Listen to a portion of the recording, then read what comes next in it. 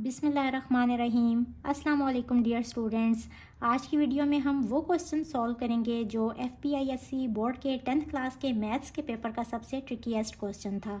जी हाँ, मैं बात कर रही हूँ मैथ के 10th क्लास के पेपर की, जो भी रिसेंटली हुआ है अप्रैल 2026 में। एक होते हैं सेक्शन बी जिसमें शॉर्ट क्वेश्चंस होते हैं, वैसे तो ये भी शॉर्ट नहीं होते, इनमें से काफ़ी लॉन्ग भी होते हैं। एनीवेज, एक होते हैं सेक्शन सी जिसमें लॉन्ग क्वेश्चंस होते हैं। इसमें जो क्वेश्चन नंबर 3 है ये बहुत से स्टूडेंट्स ने रॉन्गली अटेम्प्ट किया है, तो आइए आज इसका सोल्यूशन देखते हैं कि इसको किस तरह से सॉल्व करना था। सबसे पहले स्टेटमेंट को समझ लेंगे। A rectangular garden has a length 4 metre more than its width. एक रेक्टेंगुलर गार्डन है जिसकी विड्थ जितनी भी है ना, तो विड्थ से 4 मीटर बड़ी उसकी लेंथ है। तो सबसे पहले हम लेट कर लेते हैं width of the garden equal to x, और यहाँ हम ड्रॉ भी कर लेते हैं कि एक रेक्टेंगुलर शेप का गार्डन है जिसकी विड्थ है x, तो इसकी लेंथ कितनी होगी? According to the condition length 4 metre more than its width, तो लेंथ होगी x प्लस 4। यहाँ से आ जाएगा length of the garden equals to x plus 4। इसके बाद a 2 metre wide path is constructed around the garden. इस garden के इर्द गिर्द 2 मीटर का वॉकिंग ट्रैक सपोज बनाया है इस तरह से। अब अगर ये 2 मीटर का वॉकिंग ट्रैक बनाया है तो इस केस में width of the garden and path कितना हो जाएगा? पहले विड्थ है x, अब यहाँ से इस तरफ से भी 2 मीटर ज़्यादा हो गया और इस तरफ से भी 2 मीटर इसमें ऐड हो गया, तो ये हो जाएगा x plus 2 plus 2 which is equals to x plus 4। और इसी तरह से length of garden and path कितना हो जाएगा? लेंथ है x प्लस 4, इसमें यहाँ से भी 2 मीटर ऐड हो गया और यहाँ से भी 2 मीटर ऐड हो गया, तो x plus 4 plus this 2 plus this 2, this is equals to x plus 8 if area of the path is 64 meter square। अब ये गिवन है कि ये जो पाथ है ना, इसका एरिया अगर है ये वाला एरिया, ये गिवन है this is equals to 64 metre square. तो यहाँ से हमारे पास क्लू भी आ रहा है कि सबसे पहले हमने एरिया ऑफ गार्डन फाइंड करना है, फिर area of garden and path find करना है, फिर area of garden and path में से अगर हम ये वाला एरिया गार्डन का एरिया माइनस कर दें तो हमारे पास ये वाला एरिया आ जाएगा। तो सबसे पहले हम एरिया ऑफ गार्डन फाइंड कर लेते हैं। हमें पता है किसी भी चीज़ का एरिया फाइंड करने का क्या फार्मूला होता है कि लेंथ को विड्थ से मल्टीप्लाई कर देते हैं। तो विड्थ ऑफ द गार्डन हमने लेट किया था x के इक्वल, तो वहाँ से इसकी लेंथ आ गई थी x प्लस 4।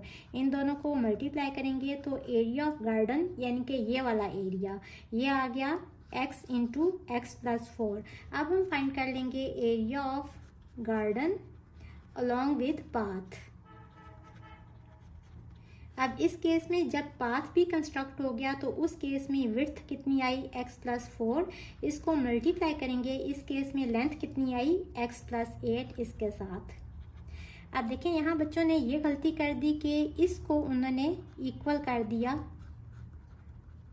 64 मीटर स्क्वायर से, लेकिन देखें ये दोनों चीज़ें इक्वल नहीं है। ये क्या है? Area of garden and path, यानी कि ये पूरा एरिया इसके इक्वल है, लेकिन यहाँ उन्होंने क्या बताया हुआ है? If area of the path is 64 metre square.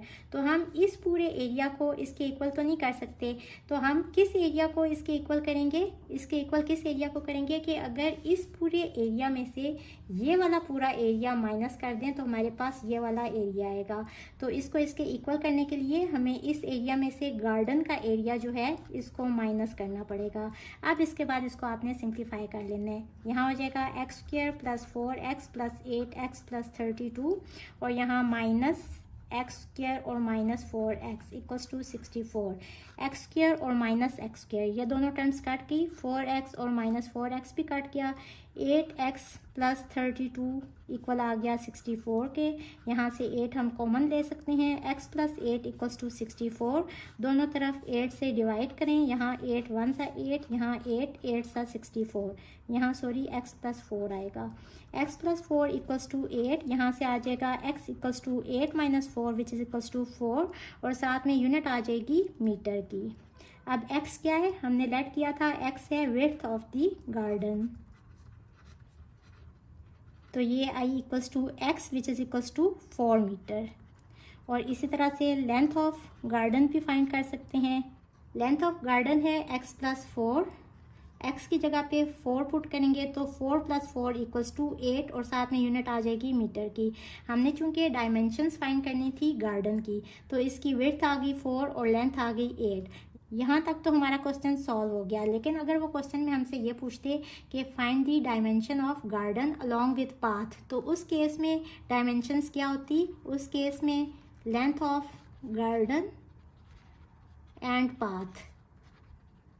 ये कितना था, x प्लस 8, x हमारे पास आया 4, तो 4 plus 8 is 12 metre.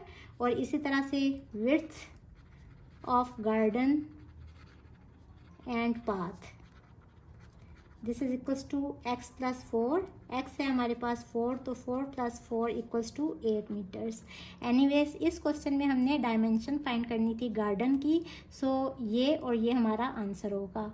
Hope students आज की वीडियो आपको पसंद आई होगी, अच्छी लगी हो तो चैनल को सब्सक्राइब ज़रूर करना। इसके साथ ही मुझे दें इजाज़त, अल्लाह हाफिज़।